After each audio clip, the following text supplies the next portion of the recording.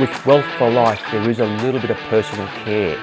We didn't go through the investing, and I don't think we would be where we are today. I would never go to a bank directly again.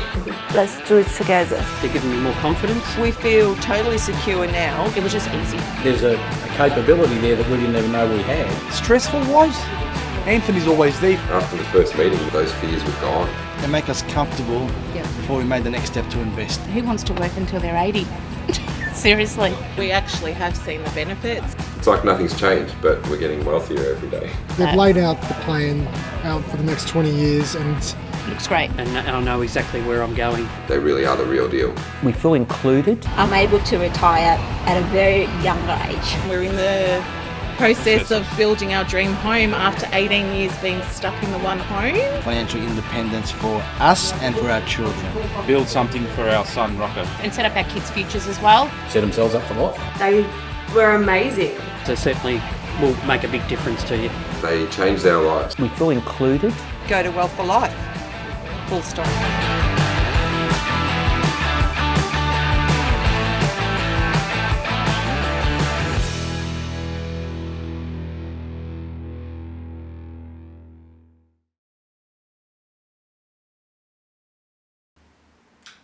Welcome guys, Anthony Peluso here, founder and CEO of Wealth for Life. Coming at you once again this Wednesday, what is it Lee, 24th of June? Somebody needs to pay attention to the time and date because I have no idea. 24th of June, which makes it what, the last Wednesday of the financial year. Interesting times indeed, oh my God. Every time you pick up the newspaper or you scroll through social media, there's another story. Restrictions in Victoria, I think, again, modified somewhat. Is that right, Mr. Rogers? Yeah? To five or so per household. So it's getting quite interesting as we go throughout this unforgettable 2020. Okay, the topic at hand. What will happen to the property market once JobKeeper ends? So for those of you that have been keeping tab, the $70 billion wage subsidy program that the Australian government put in place back in March, JobKeeper, comes to an end, supposedly, on the 27th of September this year. What does that mean to Australian businesses? What does that mean to the Australian property market? What does it mean to you? What does it mean to the banks?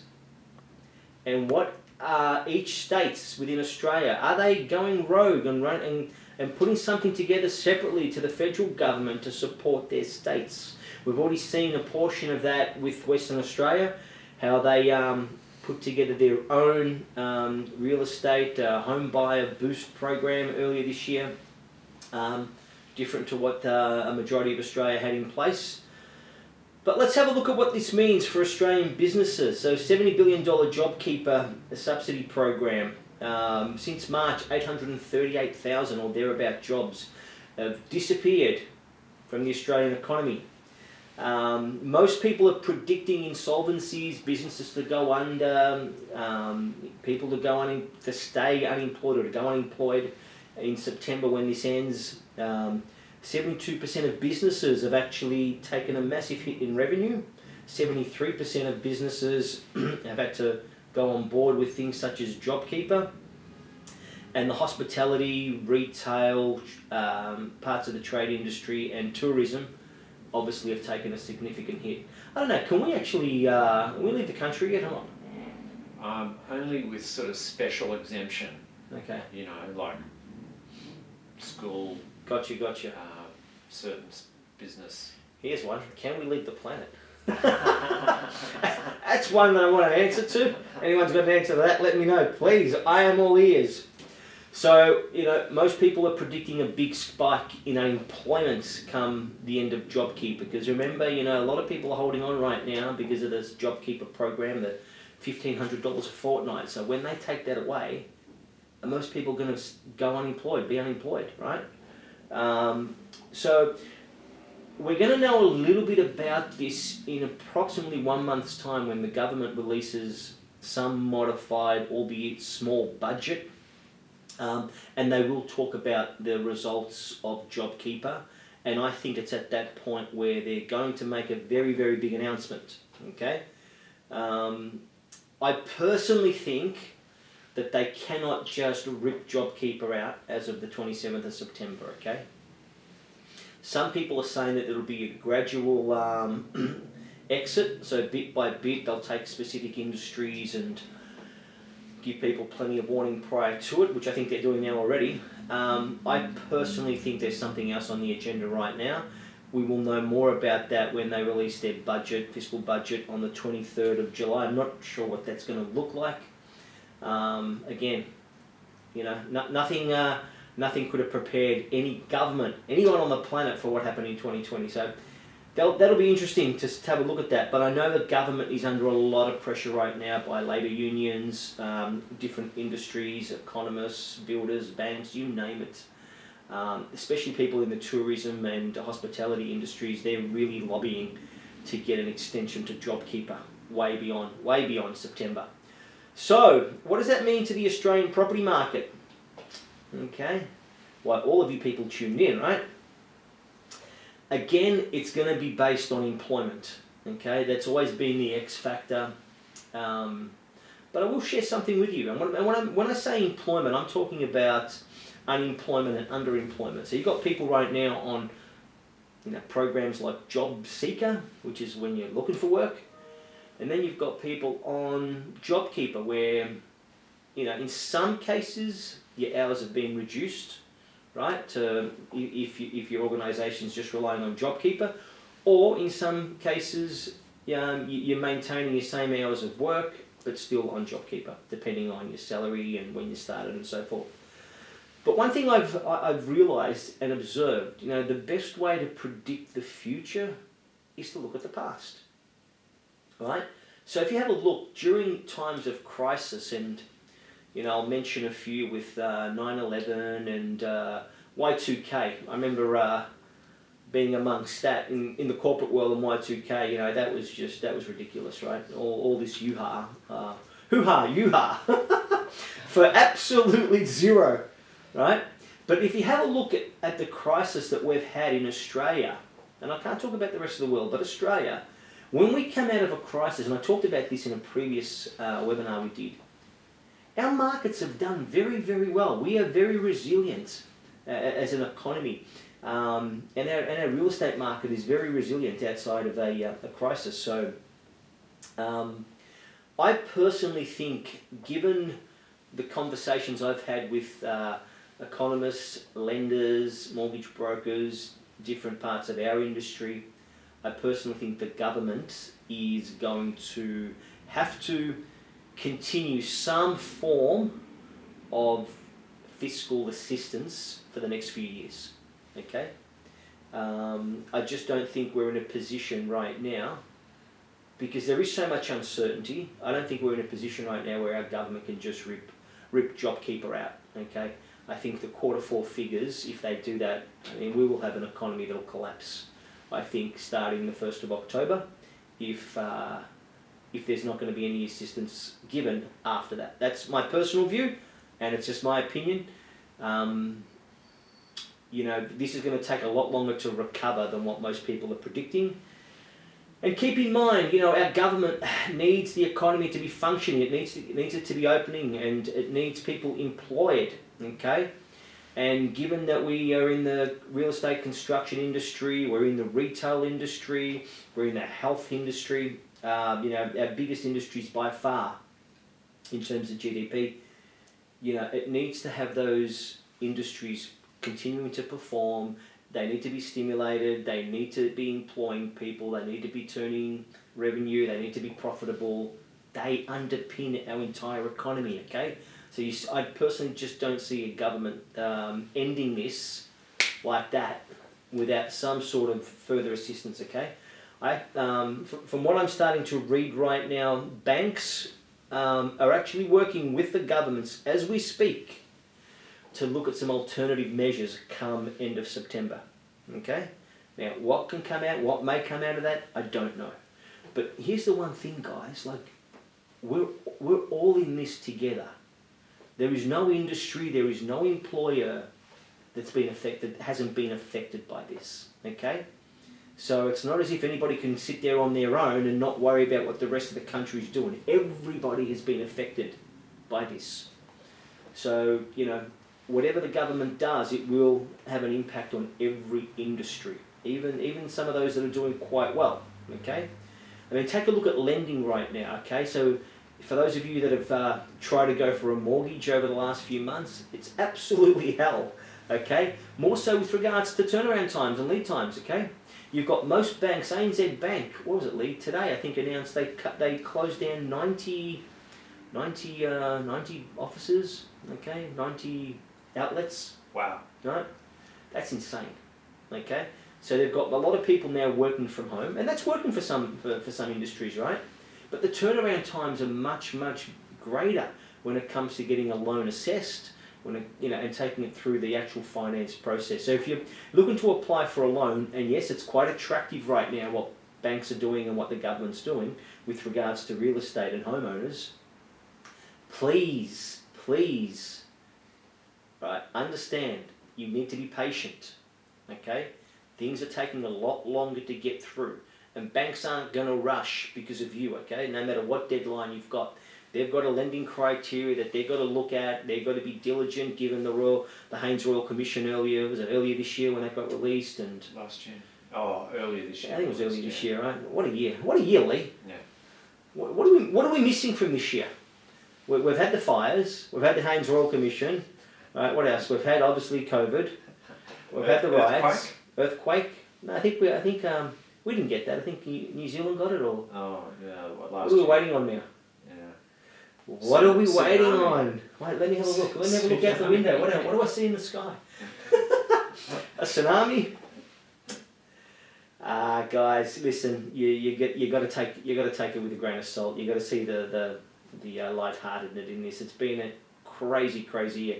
I don't think I'd be surprised by anything that happened over the next 6 months. I tell you, but. Banks right now are certainly working with the governments to look at the what actually happens as of September 27, and I think there'll be some major announcements on the 23rd of July when the government announces its small modified budget. So what should you be doing right now to prepare for this? Okay, the big question: what you should be doing to prepare? It's different for each individual, right? As I've said many times before, if you're in a position right now, because you're going to have opportunity and you're going to have adversity, okay? Now, for some people, not everyone, but for some people, this is one of the best times to go out and create wealth because they're taking advantage of all the opportunities that wouldn't exist in a booming economy, okay? We're in a recession, okay? And if it continues, we'll probably end up being in some sort of depression, which is just a prolonged recession. But if you're in a position right now where you've got a secure job, God bless you, you've got a secure income, okay, and you can borrow money, go out there, be diligent, okay, be diligent, don't be silly, because we are starting to see, these grants that the government's given that has gone to people's heads. They're making some stupid decisions out there, okay, which we don't want a part of, right? So be diligent in your approach, but take advantage of the opportunities that are out there right now. And there are some incredible opportunities if you know where to look. Okay? Now, for those of you that aren't in a position to be doing anything right now, get your cash reserves in place. Start your budgeting if you haven't. And you know what? You need to prepare for the worst. Okay? You need to prepare that they pull the rug from underneath the economy come the 27th of September, and you need to prepare for the worst in terms of what that will leave you with regards to employment. So have that conversation with your employer. Okay, you've got to confront this at some point. And your cash position. So if you've got a mortgage, what does that mean to you if you've got a mortgage? What does that mean if you're renting? Mums and dads aren't going to like this because all of a sudden the doors are going to come knocking again. Right, but you need to confront that because we are less than 93 days or something, Lee, away from the end of September. Don't assume that the government's going to take care of you. Too many of you have been doing that for way too long. So don't assume the government's going to take care of you. So get your finances in place right now. Here's some advice I'd give you guys. If you're employed, produce, get results, work your backside off. Okay? Enough of the consumption. It is to some extent consumption over production that's gotten a lot of us to where we are today. We have consumed more than what we've produced, and now most of us are paying for it. Okay? So help your employer produce, help your employer bring revenue in through the front door. I promise you, if they're worth their salt, they will take care of you when we all get through this, okay?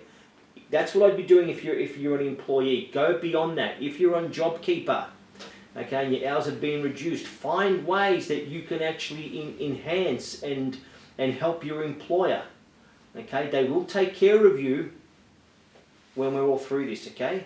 If you're on JobSeeker, your job is to get a job, okay? So get out there and don't get precious about, I don't want to do this job and I'm above this and so on. That was my girl voice, right? I'm just going to stick to my own voice. If you're on JobSeeker, your job is to get a job, okay? Don't be precious about it. Take whatever you can and help your company that you're working for. Don't sit at home and twiddle your thumbs, okay? Too much time that's the devil. Anyone that's got too much time on their hands, you know they're going to get themselves into trouble in some way. Sitting on the couch, watching TV, ordering Uber Eats is not the way to go through life, okay? Time, if you don't know how to use time, it will kill you, okay? It'll get you thinking all types of silly things and worry and stress and anxiety and stuff that's not even real. Okay, so if you've got time on your side right now, work at ways that you can get employed and help your employer. Get an agreement in place with your employer. I mean, one of our clients just, it was funny, one of our clients rang me up today and said, I've just switched jobs. He's in the building industry. He's just switched employers. And, my advice to him was, buddy, you help your new person, your new employer, you help them produce. Do not be just a statistic and a number and baggage. Help them produce and get a result. And he sat down with them, had a conversation with them and said, listen, no matter what happens, you've got work for the next 3 years. Okay? So have that conversation with your employer, okay? Confront them. Most employers are good people, right, Lee? Absolutely, sir. And the more productive you are, the better your morale will be. That's it, guys. Like, look at ways where you can add value to yourself, your household, your group, your business, right? The right employer, I promise you, will take care of you. A lot of my guys in here, they're doing an incredible job right now. They've thrown the watch out the window. They just get in when they need to get in, and they leave when the job's done. Okay, because that's what it's going to take. Okay, and I promise you, if you look after your employer will look after you. And if they don't, get the hell out. Okay, so I think that pretty much sums up what we were going to talk about, guys. I think you guys know what you need to be doing right now, depending on what category you're in. Now, I'm also starting to hear some talk that our Victorian government, for those of you that are watching in Victoria, our Victorian government is strongly considering tampering somewhat with stamp duty, government duty, and land tax sooner than you think. So watch this space. Again, for you investors out there, I know what you're thinking. Does it include me? Does it include me? No. Come on, guys. You know our government won't do anything for investors. It's up to you guys, right? Their view is if you're wealthy enough to invest, you should be doing okay already. You don't need our assistance, okay? But smart investors know how to take advantage of this. So, watch this space. I think there's going to be a tampering, is that the correct word? A readjustment, a modification of the government stamp duty in Victoria and land tax, okay? So I don't know if they're going to fully. I think they're going to start. I think they're looking at giving choices to consumers. Take the no stamp duty, but pay a higher land tax along the way, or you pay the stamp duty up front, and there goes the land tax. So they're looking at a couple of models right now. I've got a sneaky feeling that next time you see this mug of mine, that news may have already been announced. Anyway, guys, hope you got a lot out of this tonight. I know I did. Guys, hang in there. We are halfway through this year. And boy, what a year. I've been looking back at my diary for the last 6 months. Woo! What a story this year's going to make in the future, right? But guys, just make sure you're looking at the, you could look at 2020 as the worst year of your life, and most people, you know, can't see anything else. Or you could see it as a year of growth, a year where you've had to confront some pretty messy stuff, both you as an individual and what's going on out there. You've had to make some changes. You've had to change your way of operating. You know, you've had to have some hard conversations. You may have taken some losses, like I know we all have.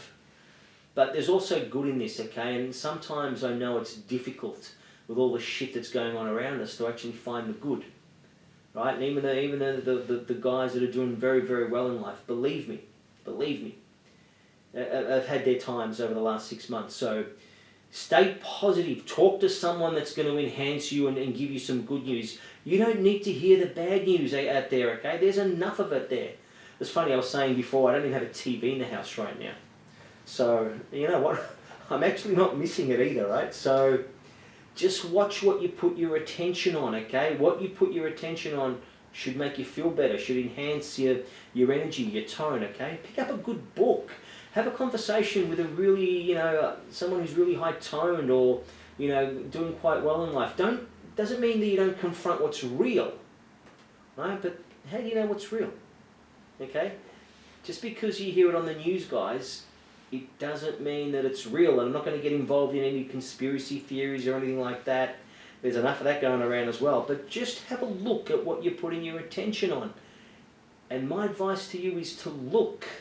Don't listen. Look with your own eyes. Get through the headlines that you get fed every day and go look. You will get to the source of some piece of information, and at that point in time, you decide what's true for you. And don't let anybody else tell you what's true for you, okay? So, enough of my philosophical spiel. I hope you guys got a lot out of tonight. I know I did. Thank you so much for all your comments, your cheeky emails, your cheeky texts, but more importantly, you know, one of the things that I really get off on is that most of you guys out there are actually taking this information on board, and you're doing something with your life.